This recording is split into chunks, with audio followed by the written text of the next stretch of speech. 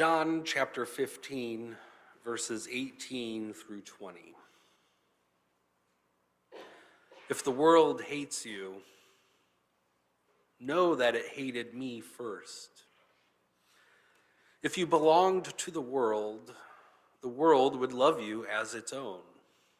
However, I have chosen you out of the world, and you don't belong to the world. This is why the world hates you. Remember what I told you. Servants are not greater than their master. If the world harassed me, it will harass you too. If it kept my word, it will also keep yours. The world will do all these things to you on account of my name, because it doesn't know the one who sent me. The word of the Lord.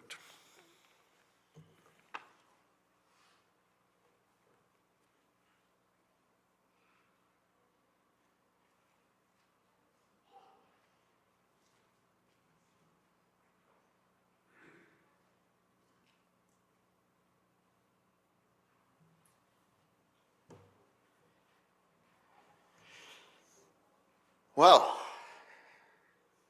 happy birthday, church. In 2 days, we are going to be turning 500 years old.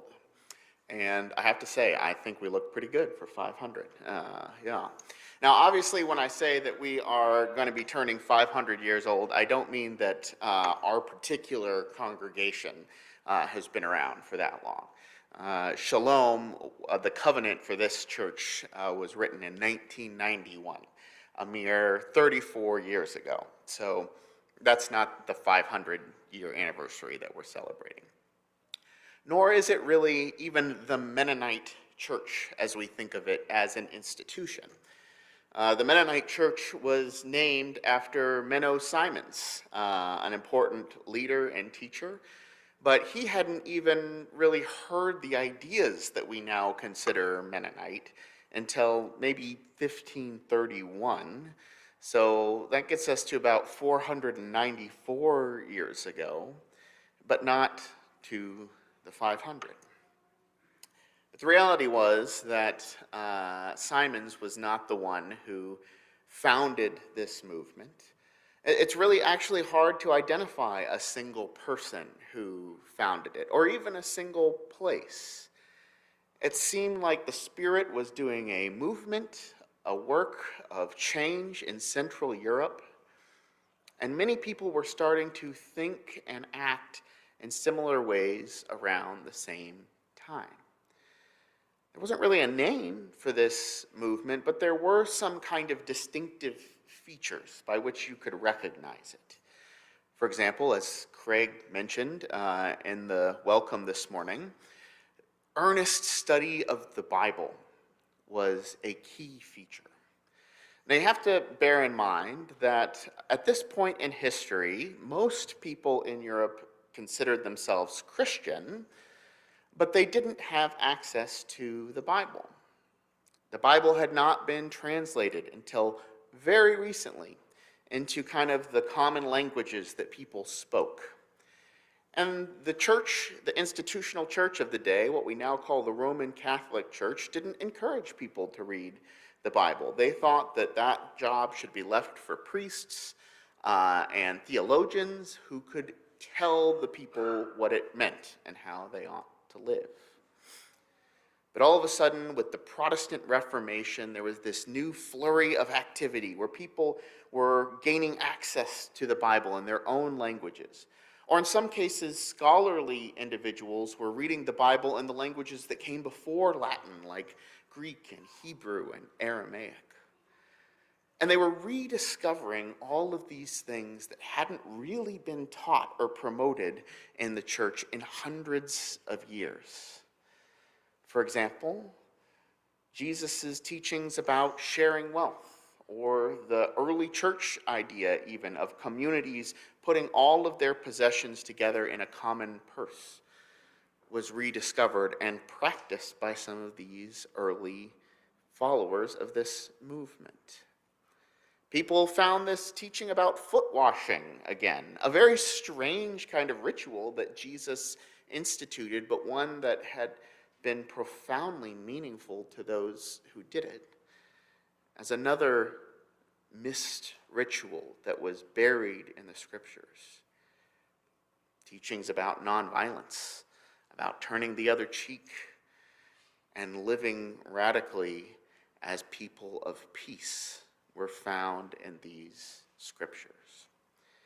And so, in addition to just learning about these things, this early group of people really made an effort to put them into practice, to live according to what they now understood as the way of Jesus as it was described in the Bible.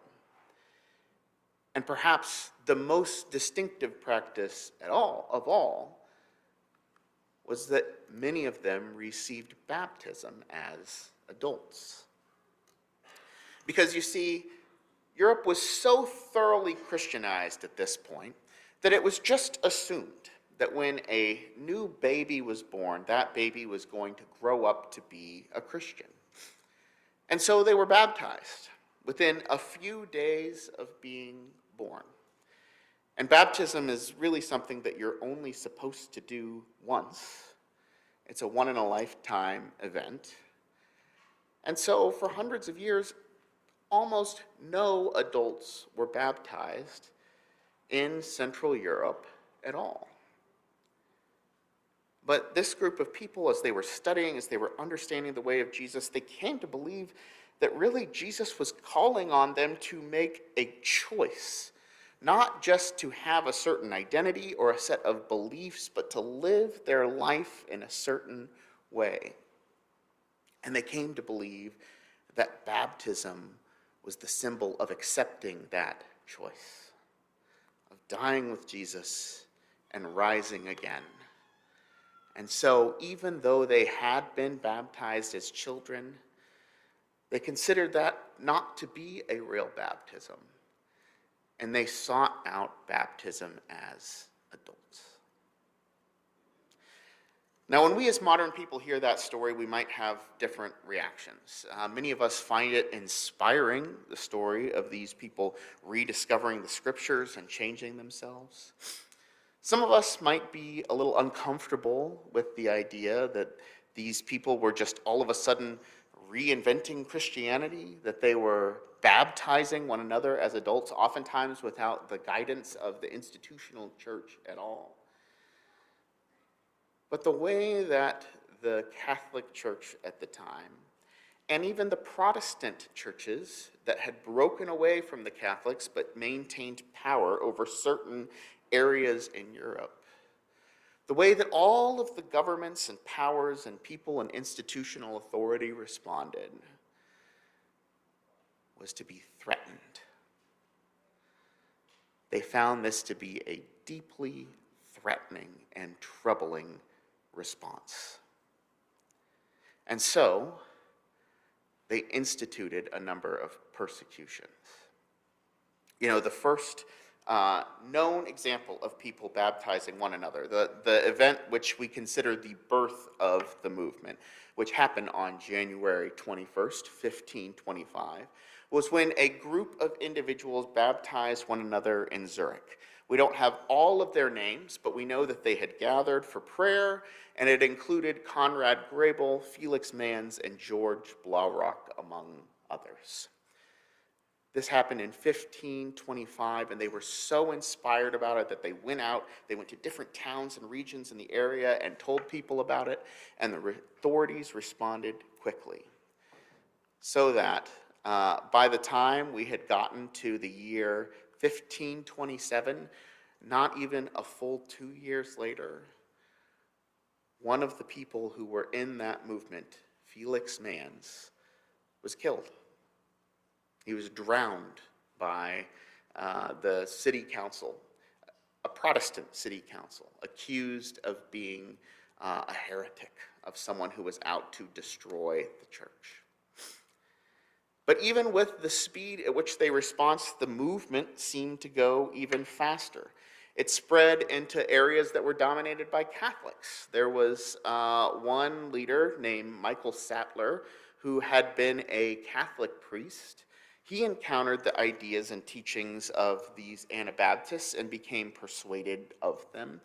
And he ended up articulating a statement of faith, a confession of faith, in which he named several points that defined his beliefs and those of his fellow Christians who were figuring this out with him, beginning with the commitment to being baptized as adults who could freely choose it, and ending with the commitment to nonviolence. But he too, very early on in the movement, was killed. In his case, burned at the stake for the mere crime of expressing and trying to live into what he believed. And these were not just two exceptions or outliers.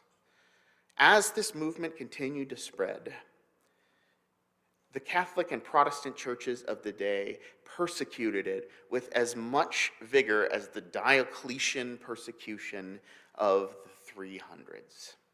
In fact, one historian has argued that more Anabaptists were killed in the wake of the Anabaptist movement than Christians were killed in the Roman Empire in its entire history of persecution. There were nearly 5,000 people who were killed, all different types and walks of life. Just to cite a couple of other examples, there was a woman named Anna Jans who in 1939 had come back to her hometown. Her husband had died. She was a single parent, tried to raise her son. But she too was arrested and was horrified to lose her son as she's being dragged away. She's begging for someone to take care of him, make arrangements for him. But nevertheless was persuaded that the best thing that she could do for him was to be true to the faith. And so she died with this 1.5-year-old boy, leaving him nothing but a letter in which she expressed her love and beliefs. And of course, the most famous example of all is the example of Dirk Willems, whose picture we have sometimes had in the back of the sanctuary. Of course, Dirk was just one of many, many Anabaptists who were arrested and killed. He was first arrested and thrown into a prison in the winter where he was slotted to be executed. But he cleverly found a way to escape. He tied together kind of some old rags and climbed out a window and started running away. And because it was winter, the lake was frozen over. And so he was able to get away, and some of the authorities noticed him and came chasing after him. But the primary person who was chasing after him fell and broke through the ice, falling into freezing water and quite likely facing death. And Willems, instead of taking advantage of this seemingly God-given opportunity and running away, turned around, helped the man get out of the ice, which led to him being arrested and eventually burned at the stake. The man whose life he saved was deeply troubled by the fact that he was still being killed, but wasn't quite willing or able to stop it. And there were hundreds and thousands of stories of people who gave up their lives for this newfound faith. The question that just haunts me is, why? What was so threatening about this? I mean, these were humble people. They were trying to live out the Bible. For the most part, they weren't going out and hurting anybody. Why were the church leaders so adamantly against this? Well, to really appreciate this, you have to understand something called sacramental theology. There was kind of this shift in events that happened over the course of time. You see, many people, even today, who live in other church traditions, have been deeply moved by the rituals that are described in the Bible.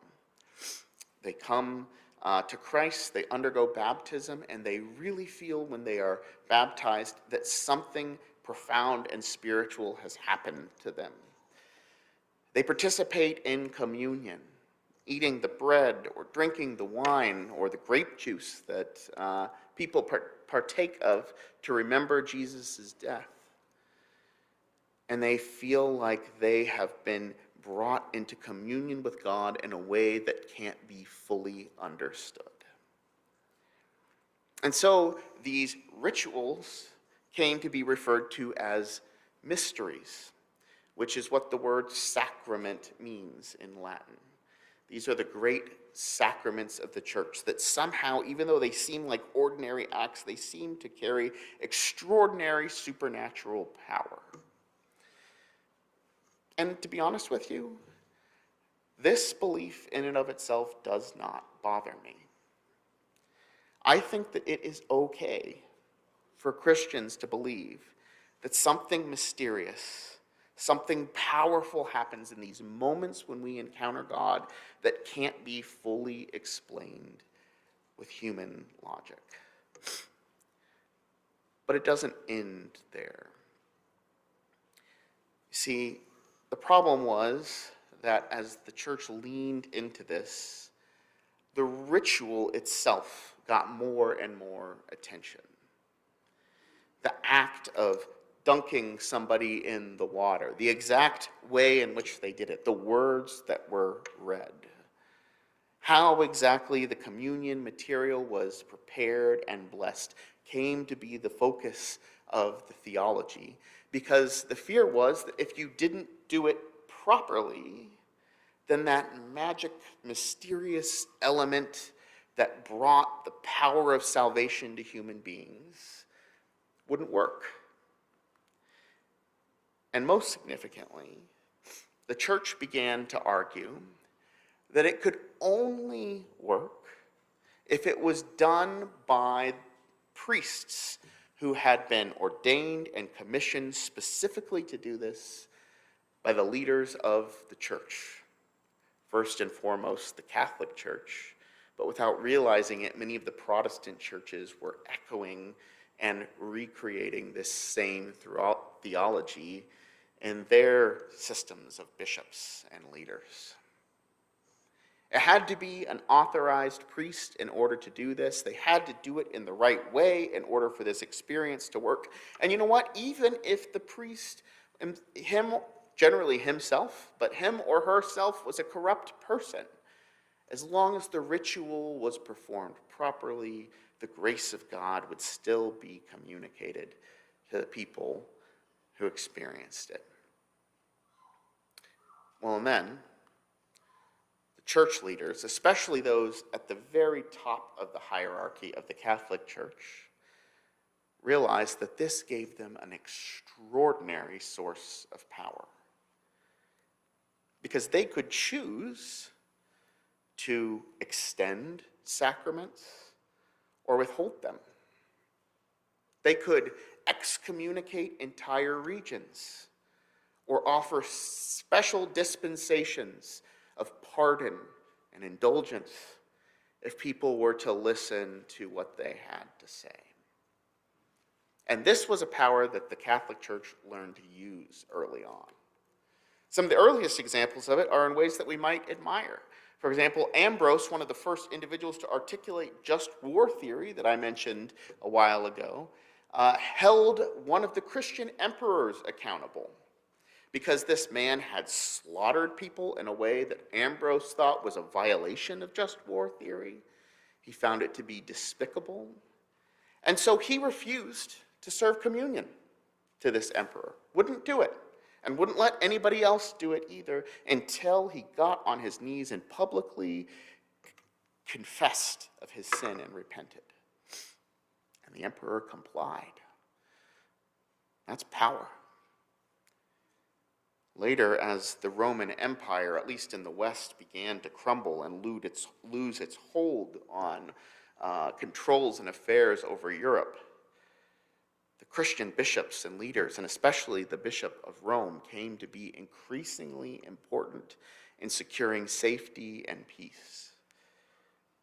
Leo, who was one of the first to really consider himself to be a pope in the modern sense, was able to communicate with some of the different tribes that were trying to attack the Roman Empire and work out peace deals, oftentimes because they had some form of Christianity that they practiced themselves too. He convinced Attila the Hun not to come and destroy Rome. That was power. And by the time we get to the year 1095, when the Pope issues a call for a crusade, the Pope wasn't in any kind of secular position of authority, but that power, the power of control over the sacraments, was so significant that he could call together an army out of the miscellaneous city-states and regions and powers of Central Europe and get them to fight a war if he dangled these benefits over their heads. And so there was power in this sacramental theology.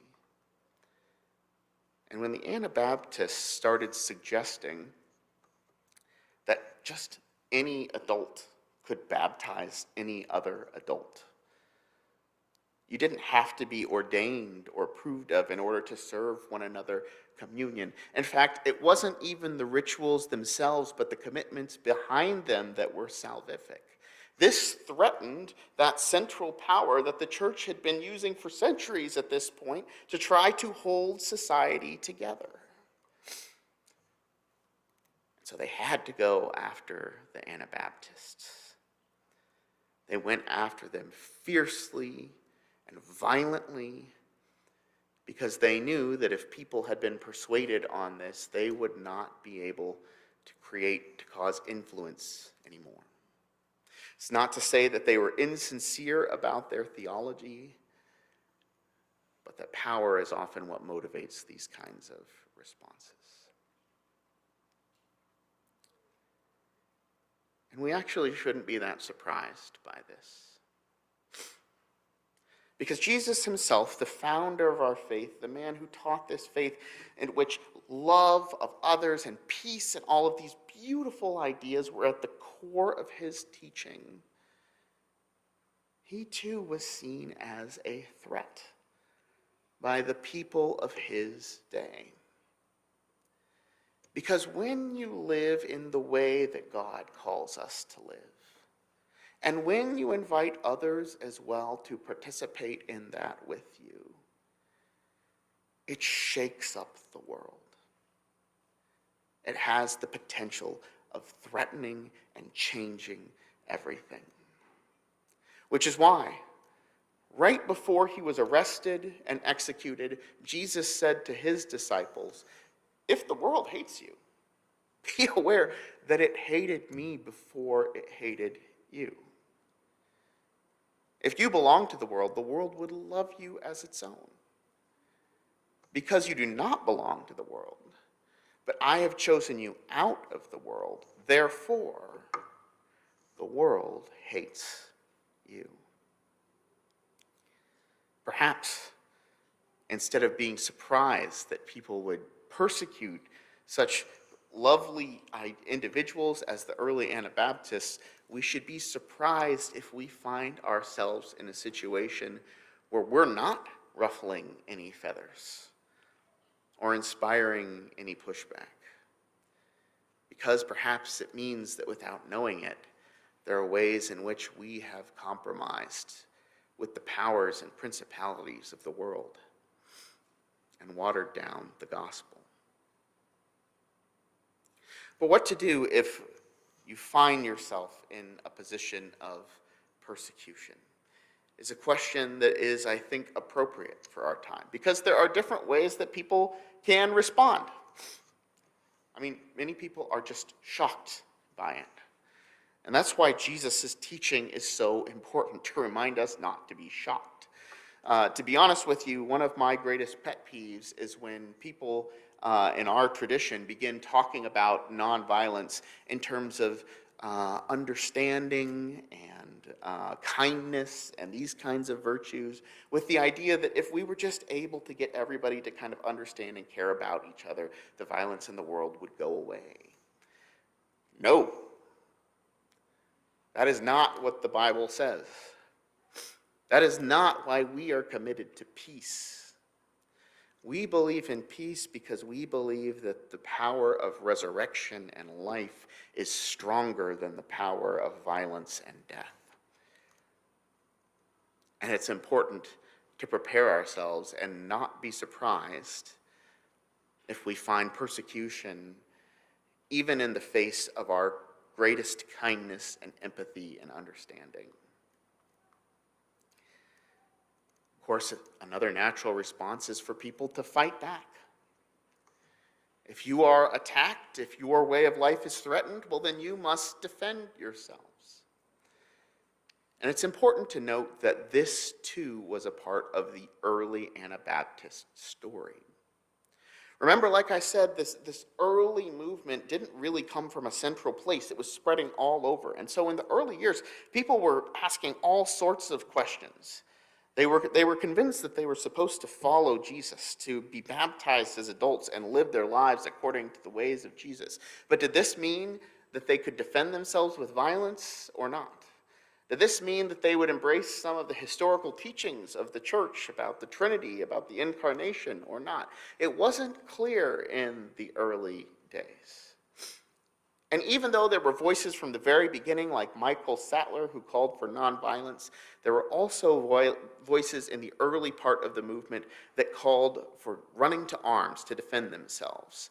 And the most significant example of this in the 1530s was something called the Munster Rebellion, when a group of Anabaptists was able to take control over the city council and the region of Munster, believing that it would be the place where God would return and set about the new apocalyptic kingdom. They prepared themselves to fight against all of the Protestant or Catholic or any kind of forces that came their way with weapons of the world, and they were slaughtered. They were killed. The apocalyptic vision did not come true. It was around this time that there was another preacher who came from the same movement, who was continuing to embrace the Anabaptist teaching, but who repeatedly was telling the people of Munster, the way that you are approaching this is wrong. No, God is not going to save the world through violent force. And soon this person was able to get a hold of a printing press and begin writing and distributing his ideas. And our church is named after Menno Simons, to show that we are committed to the nonviolent interpretation of the Anabaptist movement, the type that Menno taught and lived with his entire life. Another response to persecution is to glorify it, to seek after it even, to think that it's a good thing. And I guess if we're not fighting with anybody, then maybe we need to be starting fights. Maybe we need to be causing trouble so that we can have that persecution rain down on us. This isn't helpful either. And it's not what it was that Jesus taught. You don't have to go looking for persecution. You don't have to pick fights intentionally with the world. All you have to do is be true and outspoken about the good news that is preached in the Gospels, and it will cause ripples in the world. Before these lines in which Jesus reminded us that the world hates you, could hate us. He says, if you keep my commandments, you abide in my love. Just as I have kept my Father's commandments and abide in his love, this is my commandment, that you love one another as I have loved you. That's at the core of the gospel. That's all it is to be a follower of Jesus. But sometimes that love looks like running back across the ice and extending an arm to someone who wants to kill us because we know that Jesus loves that individual too.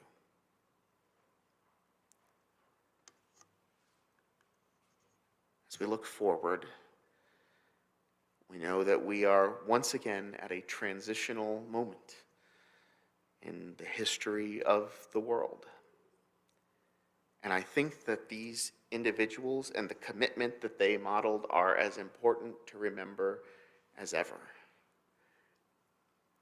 As we prepare ourselves to persevere in whatever may come, focusing not on fighting or on running or on enemies, but on love, radical, nonviolent.